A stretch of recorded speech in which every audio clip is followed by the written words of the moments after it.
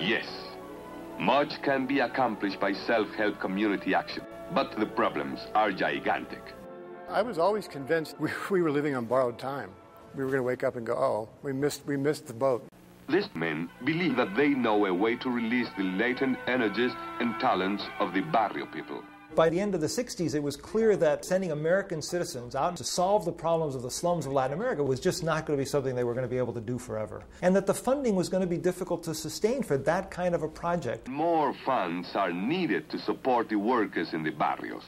When I took over the organization, we had two major funders that were funding us, two foundations. And I remember I went off to meet with one of the funders, and Bill Burris went off to meet with another. And they happened to coincide on this Friday, which we called Black Friday for many years because both of them said no. They said no. And all of a sudden we came back to the office, we sat around the office, and now what do we do? The shantytown or barrio problem can only become more acute.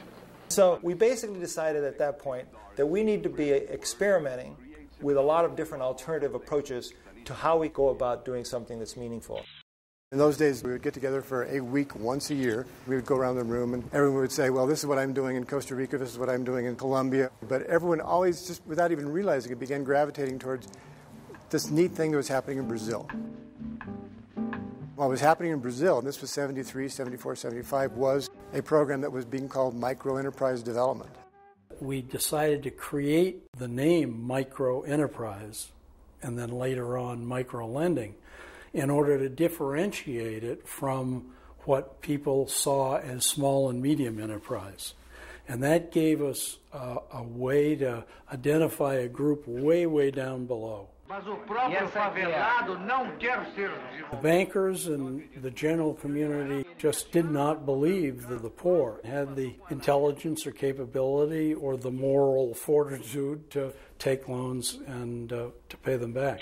But we had contact with a lot of honest, hardworking people that the outside world in Brazil only had fantasies about.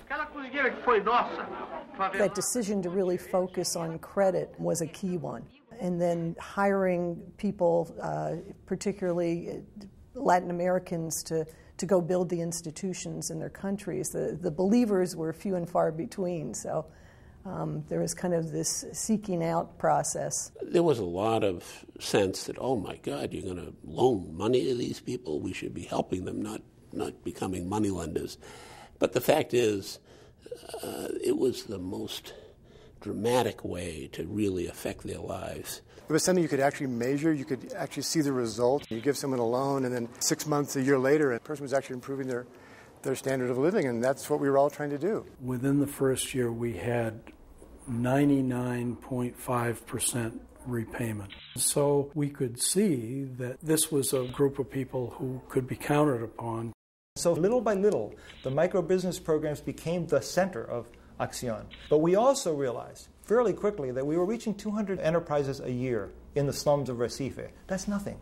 And the issue then became, how do we get this thing expanded? How do we multiply? How does this thing reach millions of people and not just, and there again, it's Accion asking the question. We're not satisfied with what we're doing. We want to do it better. We want to do it bigger. Por que os senhores acham que a ação é diferente desses tantos outros programas que existem por aí? When Accion decided to focus on microfinance, it went against the grain of development practice. And then it put all of its resources, all of its energy to really experimenting in that area. We did this huge study all over the world. We found some exciting new ways of doing microcredit, like the Solidarity Group methodology. And slowly, Accion started to drop its other areas of expertise, and it became a microenterprise, fully a microenterprise organization. Bill Burris would always say that in the early years, as they were experimenting in microfinance, Accion didn't know what it didn't know. So it was always pushing things forward and dreaming up things that everybody thought were impossible to do. It's amazing. It is absolutely amazing. Because I knew it when it was a little acorn, struggling, fighting, not really knowing what the real path was, but still fighting. And now it's this.